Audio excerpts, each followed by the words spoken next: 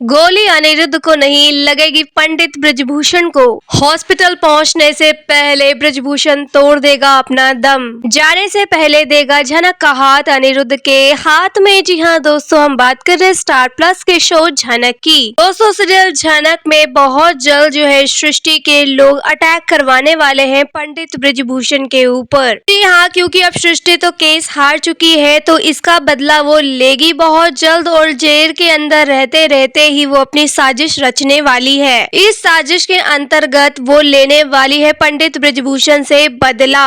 जी हाँ, उस पे करवाने वाली है जानलेवा हमला। आप देखने वाले हैं कि यहाँ सृष्टि के लोग जो है पहुंच जाएंगे पंडित ब्रजभूषण के घर। हम आपको बता दें कि जब पंडित ब्रजभूषण पर गोली चलेगी तो उस वक्त अनिरुद्ध मौजूद नहीं रहेगा। जी हाँ, यहाँ पे सिर्फ झनक और पंडित ब्रजभूषण ही रहेंगे, लेकिन पीछे से कोई पंडित ब्रजभूषण के ऊपर गोली चला देगा। गोली चलने के बाद झनक काफी ज्यादा डर जाएगी, सहम जाएगी और झट से अपने पिता के पास भाग कर जाएगी, उन्हें संभालने की कोशिश करेगी। लेकिन थोड़ी ही देर में पंडित ब्रजभूषण का पूरा शरीर खून से लथपथ हो जाएगा। गोली मारते ही वो इंसान जो है भाग जाने वाला है ताकि उसे कोई पकड़ ना ले। झनक इधर उधर देखती भी है कि किसने गोली चलाई है मेरे पापा के ऊपर, लेकिन मरते मरते पंडित ब्रजभूषण एक ही नाम ले रहा होगा, वो है अनिरुद्ध। जी हाँ, क्योंकि पंडित ब्रजभूषण को अनिरुद्ध पर बहुत विश्वास है और जितने भी समय उसने अनिरुद्ध के साथ बिताया है उससे यह समझ गया है कि अनिरुद्ध से बेटर इंसान झनक के लिए और कोई नहीं हो सकता, क्योंकि अनिरुद्ध कभी भी मेरी बेटी का नुकसान नहीं करेगा, वो हमेशा उसके साथ रहेगा, उससे प्यार करेगा। तो मरते मरते मैं अपनी बेटी का हाथ एक महफूज जगह पे देना चाहता हूँ, वो है अनिरुद्ध के हाथ में। झनक से वो बार बार कहेंगे कि अनिरुद्ध को बुला दो, अनिरुद्ध को बुला दो। झनक भी यहाँ हैरान हो रही होगी कि इस हालत में आप अनिरुद्ध का नाम क्यों ले रहे हैं, मैं आपको हॉस्पिटल लेके चलती हूँ, आप ठीक हो जाएंगे। लेकिन दोस्तों यहाँ पंडित ब्रजभूषण को अंदर से आभास हो चुका है कि अब मेरा वक्त आ चुका है, अब मुझे जाना होगा। मेरा जो मेन मकसद था वो पूरा हो गया। सृष्टि जेल चली गई, यह सच साबित हो गया कि झनक सृष्टि की बेटी और मेरी बेटी है। शायद भगवान ने मुझे इसी दिन के लिए जिंदा रखा था। अब हम केस जीत चुके हैं, मेरी बेटी अब सर जो है फक्र से ऊंचा करके जी सकती है। अब कोई भी उस पर लांछन नहीं लगाएगा कि उसकी माँ कौन है, उसका बाप कौन है। अब तो पूरी दुनिया देख चुकी है कि क्या सच्चाई है और जो सृष्टि मुखर्जी है उसको मिल गई है सजा। बस मेरा कार्य पूरा हो गया, बस एक इच्छा बची हुई है कि अपनी बेटी का हाथ अनिरुद्ध के हाथ में दे दूं। मैं तो इन दोनों की शादी करवाना चाहता था, लेकिन अब मेरे पास उतना वक्त बचा नहीं है, इसलिए वो अनिरुद्ध को बुलाने के लिए कहते हैं कि अनिरुद्ध आएगा, मैं तुम्हारा हाथ अनिरुद्ध के हाथ में दे दूंगा और उसको कह दूंगा कि आज से झनक की जिम्मेदारी मैं तुम्हें सौंपता हूँ। मेरी बेटी का अच्छे से ख्याल रखना, मैं जा रहा हूँ और तुम भी जानते हो कि इसका तुम्हारे सिवा इस दुनिया में और कोई नहीं होगा। बस मेरी यही आखिरी इच्छा है, मेरी इच्छा पूरी कर देना बेटा। तो दोस्तों आप देखने वाले हैं कि अनिरुद्ध को जल्द से जल्द झनक यहाँ बुलाएगी और अनिरुद्ध को सारी चीजें यहाँ पे पंडित ब्रजभूषण कहने वाले हैं और ये कहने के साथ साथ हॉस्पिटल पहुंचने से पहले ही वो दम तोड़ देंगे। जी हाँ, पंडित ब्रजभूषण के मौत के बाद झनक को लग जाएगा बहुत ही बड़ा सदमा। वो विश्वास नहीं कर पा रही होगी कि अभी तक तो मेरे पापा ठीक थे, आखिरकार सृष्टि अपने इरादों में कामयाब हो ही गई। उसने जैसा कहा था उसने कर दिखाया, मेरे पापा को छीन लिया। मेरी माँ की मौत भी कहीं ना कहीं उसी की वजह से हुई थी और आज सालों बाद मुझे मेरे पापा मिले, वो भी मुझसे छीन लिया इस सृष्टि ने। आप देखने वाले हैं झनक का कॉन्फिडेंस पूरी तरीके से टूट जाने वाला है। यहाँ पे अनिरुद्ध भी झनक की हालत देख नहीं पाएगा, क्योंकि अभी तक झनक में जो बदलाव आया था वो भी अब चेंज हो जाने वाला है, क्योंकि जब से उसके पिता उसकी जिंदगी में आए थे झनक बहुत ही ज्यादा कॉन्फिडेंट थी। उसके अंदर एक अलग ही चमक थी, लोगों को जवाब देना, अपने लिए स्टैंड लेना, सही गलत का साथ देना, सबके सामने डटकर खड़ा रहना, ये सारी खूबियत जो है झनक के अंदर आ गई थी। लेकिन पिता के जाने के बाद फिर से झनक पहले जैसी हो जाने वाली है, यानी फिर से उसको बेबस लाचार दिखाया जाएगा और झनक को वापस से ठीक करने में अनिरुद्ध देगा उसका साथ, कि झनक यहाँ भी अपने होश में नहीं होगी। और अनिरुद्ध ये बात भी अच्छे से जानता है कि झनक के ऊपर भी जानलेवा हमला हो सकता है, क्योंकि सृष्टि मुखर्जी ब्रजभूषण से ही नहीं झनक से तो लाख गुना नफरत करती है।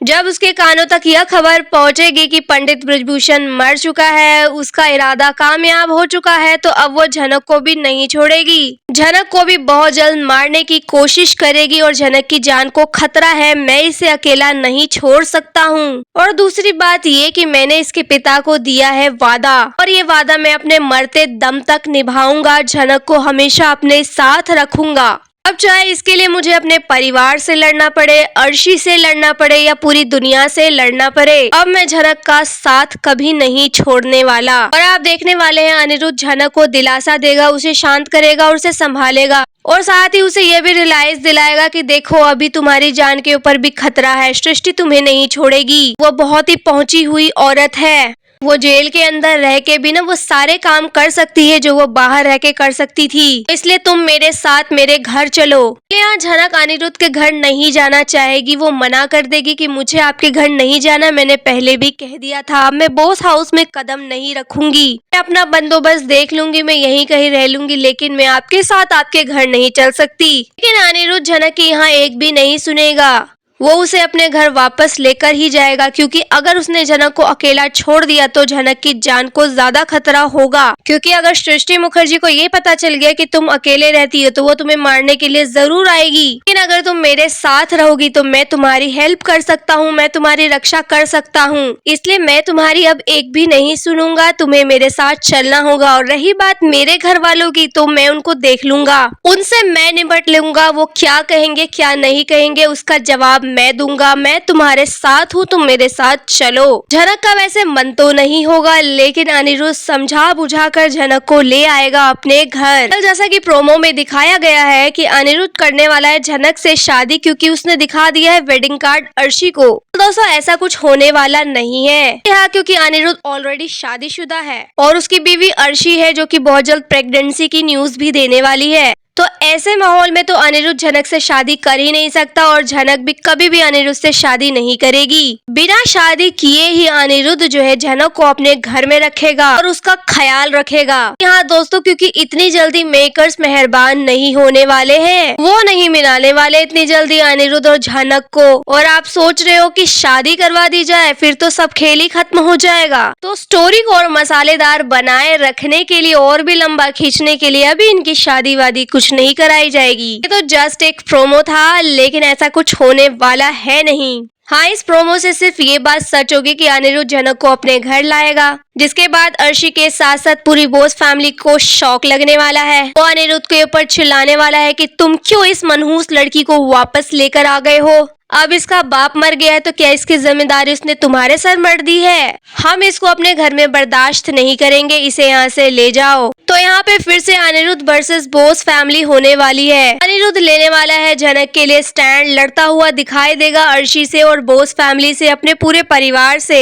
और झनक को यहाँ दिखाया जाएगा बेबस और लाचार, क्योंकि वो रह रही है दूसरों के घर में। अब दूसरों के घर में रहेगी तो लोग उसकी बेइज्जती करेंगे, उसकी इज्जत की धज्जियां उड़ाएंगे, तो झनक को ये सब कुछ सुनना पड़ेगा। क्योंकि जब झनक की सच्चाई आई थी, जब वो अपने पिता के साथ रह रही थी, तब भी उसने बोस फैमिली को और बाकी के लोगों को बहुत ही ताबड़तोड़ जवाब दिया था। और झनक का यह एटीट्यूड किसी भी बोस मेंबर को पसंद नहीं आया था, लेकिन अब वो लेंगे झनक से बदला, क्योंकि झनक खुद प्रकट हो गई है उनके घर में। तो अब झनक के लिए बस दिन रात तानों की ही बारिश होने वाली है। अनिरुद्ध ने यहाँ कह तो दिया है कि मैं झनक का साथ दूंगा, उसके लिए लड़ूंगा, बोस फैमिली से भी लड़ूंगा, लेकिन कब तक?